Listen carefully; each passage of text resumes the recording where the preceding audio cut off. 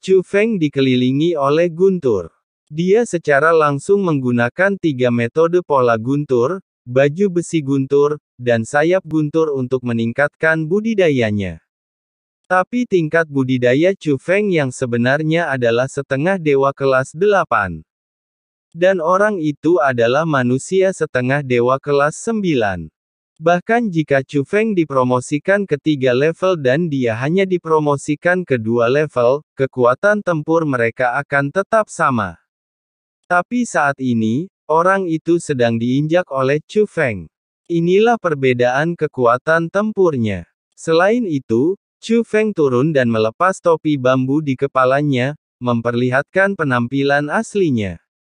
Ini adalah pria dengan mata kecil dan bukan mata besar, tetapi wajahnya penuh lubang dan benjolan, dan wajahnya sangat jelek.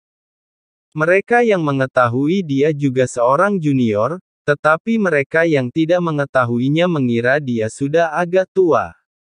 Mungkin karena penampilan aslinya terungkap, atau mungkin karena dia diinjak, dia menjadi sangat marah dan bahkan dipenuhi dengan niat membunuh.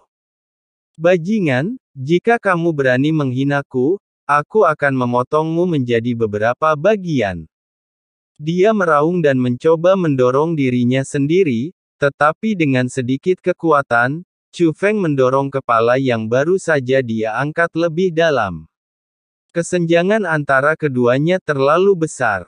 Artinya, wilayahnya lebih unggul. Jika tidak, di wilayah yang sama, Qin Xuan, belum lagi Chu Feng, dapat dengan mudah mengalahkannya. Pria itu jelas tidak puas. Dia menyentuh tas Qian Kun dengan telapak tangannya, dan kapak senjata dewa jatuh ke tangannya. Tapi saat ini, Chu Feng tiba-tiba berbicara. Jika kamu terus berjuang, aku akan menghancurkan kepalamu. Beraninya kamu. Demigod kelas 9 berjubah merah itu meraung dengan marah.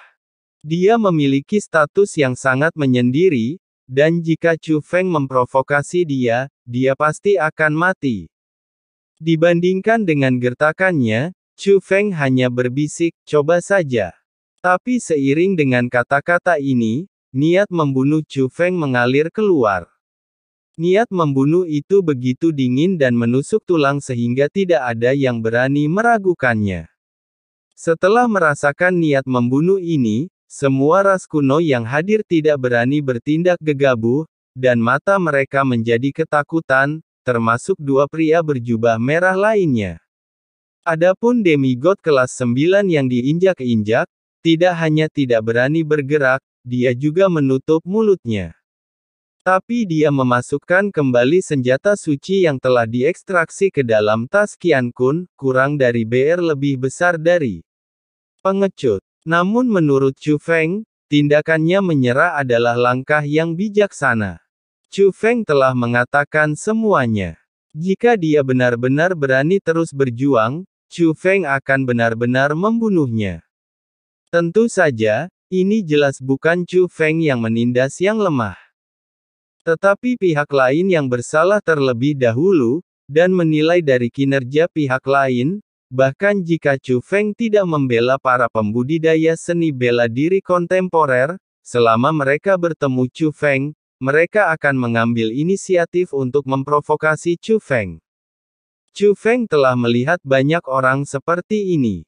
Kecuali jika Anda tidak dapat menemuinya, Anda harus membuat jembatan saat menjumpainya.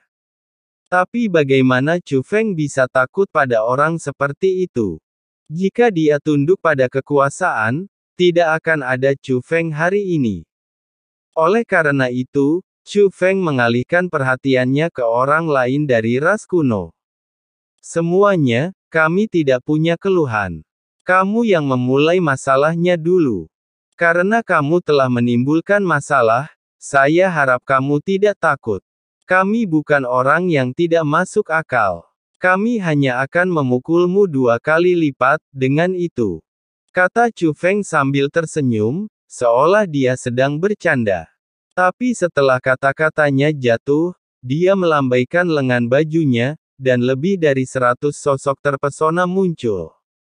Inilah tepatnya yang dilukiskan oleh para pejuang masa kini yang pernah diintimidasi oleh para pejuang kuno yang menindas mereka. Jadi Chu Feng berbalik untuk melihat prajurit kontemporer di belakangnya. Semuanya, perhatikan baik-baik. Meskipun kita harus membalas dendam, kita juga harus melihat targetnya dengan jelas. Siapapun yang memukulmu, kamu akan memukulnya. Beri aku pukulan yang bagus. Begitu kata-kata itu keluar, semua orang yang dipimpin oleh Qin Xuan bergegas maju. Mereka yang tertinggal semuanya berlumuran darah. Mereka yang pengecut dan penakut sudah berlutut memohon belas kasihan. Tentu saja, tidak mungkin mengejar mereka untuk membalas dendam. Orang-orang yang berlutut dan memohon belas kasihan telah pergi. Jika mereka tidak pergi dan masih di sana, mereka tidak akan berani membalas dendam bahkan dengan dukungan Chu Feng. Karena mereka takut akan balas dendam dari ras zaman dahulu. Namun orang-orang yang tertinggal ini tidak takut. Tapi mereka juga mengikuti apa yang dikatakan Chu Feng dan tidak melibatkan orang yang tidak bersalah. Dia hanya mengambil tindakan untuk mengajari mereka yang menindas mereka, dan tidak ada yang menggunakan senjata, melainkan murni menggunakan tinju dan tendangan. Mengatakan bahwa saya tidak takut atau khawatir sama sekali adalah sebuah kebohongan. Namun ketika tinju dan tendangan mereka menimpa orang yang menindas mereka, perasaan senang dan lepas membuat mereka merasa itu sepadan. Sekalipun akan ada pembalasan di masa depan, itu pasti sepadan. Saat menghadapi penindas, Anda harus melawan. Hanya dengan melawan Anda bisa punya kesempatan untuk bangkit kembali. Jika semua orang takut dan memilih untuk mengalah, itu hanya akan memperburuk keadaan orang jahat. Tidak peduli apakah ras kuno ini akan membalas dendam di masa depan.